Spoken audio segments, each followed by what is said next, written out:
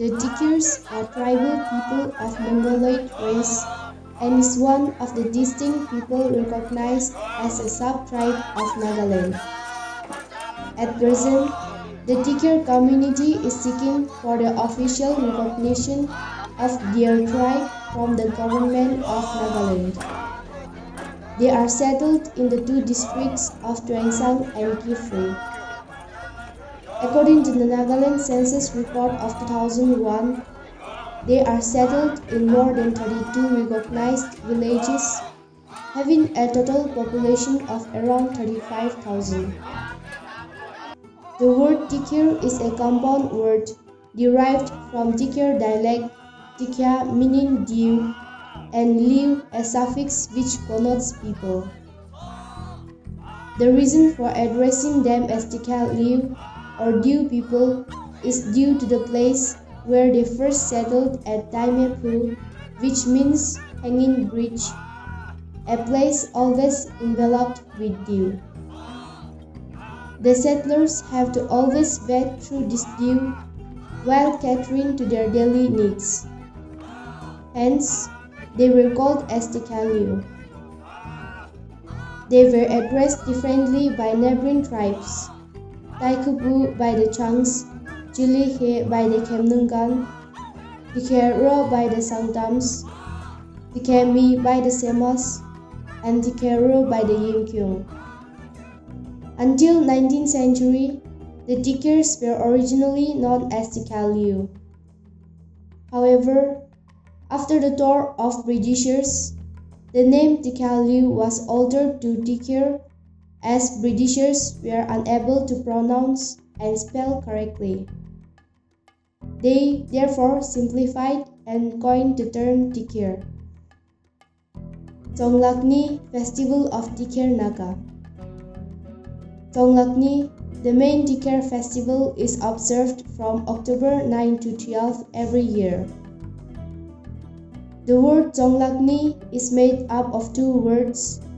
Tong means shield and Lak means sanctification. Tonglakni basically is a festival of the sanctification of shield. It also means sanctification of the weapons along with their wealth and valuable assets, as well as the purification of the men folk before going out for hunting, for both head and animal hunting of earlier days. In short, it is a festival of purification. This festival is one of the most important among the Tikir festivals, celebrated stretching for 4 days. Day 1. The announcement or information for the festival is made known every year, 3 days advance by the village headman to the public. Once it is made known, everyone, young and old, alike come together at the morung, narrating tales of their adventure and heroic activities by singing folk songs, dancing, and merrymaking. The knowledge and love of one's culture, patriotism, and responsibility is inculcated to one and all, especially the young hearts at the morung. Day 2. Every village was divided into several khels, depending on the size of the population of the village. Some villages have 4 or more morungs. Every khel had their own morungs. These morungs were always occupied throughout the festival. On the second day, the activities at the morung continued, relating with the narration of tales of adventures and heroism, singing folk songs, dancing, and merrymaking. Each khel, cluster of houses under one morung, of the village visits each other, dedicating folk songs and dances to each other. Everyone joins the celebration in joy, for the successful accomplishment throughout the year. The festival is spearheaded by the men folk. Day 3. In the evening, when the dances and visiting tales are completed, once again everyone gathers at the morung. Around 5 or 7 warriors with full traditional attires are chosen for making bamboo cups. The making of the cups has its own special significance.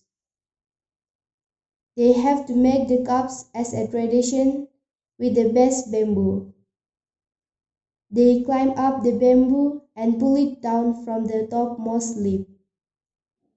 If it breaks, they go for the other one because they considered it as a bad sign. 3 persons cut out the cups in a single stroke, each with their dao. After cutting, the mark is scrutinized. If there is a clean cut, it is taken as a positive sign, which they believe in the coming year that they will be victorious and prosperous. From these 3 cups, they bring water from the source of the rivulet, cleaned and marked earlier, and kept securely tied to the post of the morung to be used on the 4th morning. Day 4. In the early morning, all the men folk gather their respective weapons at the morung, particularly shield, spears, daus, bow and arrows. They line them in a row to be sanctified by the village priest. For this sanctification, the best and largest cock is brought, taken from a well-to-do family. The priest or oldest man kills it, observing and studying the signs as it dies. If the cock dies with its left leg placed over the right leg, or the left leg making the last move, it is taken as a negative sign. On the other hand, if the right leg covers the left, or the right leg makes the last move, it is taken as a positive sign. When it shows a positive sign, he tells to the villagers to give their best, with a prospect that they will be victorious and prosperous throughout the coming year. The cock's intestine and heart are taken out and placed on an arrow, which is pierced on a particular tree where they usually hang rivals' head. While doing this, the priest chants to let their rival spirits come and eat it. Then comes the sanctification of the weapons. The remaining internal organs are crushed into pieces. Mix it with rice beer and ginger. The priest chants and throws these on the weapons, which are lined up before him. If any of the pieces gets stuck on any of the weapons, it is taken that the very owner will be able to defend the village from the enemies or hunt big animals. The blood of the cock is collected in a cone-shaped banana leaf. All the male members are made to dip their right finger in the blood so as to make them bold and courageous while hunting. The water brought from the bamboo cups then washes the dipped finger. This is done so as not to let the evil spirit befall on them. The cock is cooked and cut into small pieces and distributed to all men folk. This is not for eating. The person upon receiving it again makes into smaller pieces and throws it behind their seat. This is to let their enemy's spirit come and eat it and be their victim. All the ritualistic at the morung being completed, the priest gives out a victory call, which is answered by the victory shout of the men folk. This victory shout signifies their preparedness for the coming year. All the men folk then disperse to their respective homes, kills a cock, and sanctify their wealth and valuable assets by sprinkling the blood along with the internal organs. The flesh is cooked and eaten along with their friends. The females are restricted to eat this particular chicken. For them, special meat is arranged which they eat after the men have eaten the chicken. The festival, apart from its unique ritualistic art, it is also a time when great feast is laid out for all.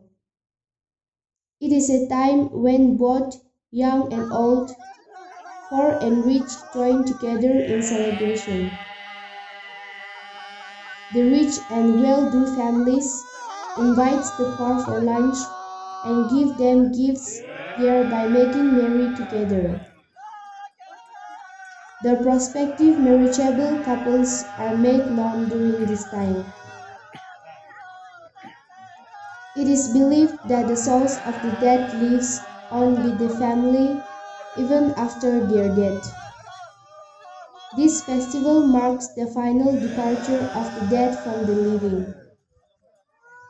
It is also a time for reconciliation and also a time to retrospect and renew oneself. The elders are given due respect. The festival is celebrated in much fanfare, inviting friends from other walks of life too. Large slices of pork are distributed to friends and well-wishers, especially to persons from other tribes. The festival is celebrated in the best way possible, a moment which is remembered for a long time. The festival being completed, the people are once again back in their respective activities, but with better preparedness and renewed spirits to achieve greater goals in the coming seasons.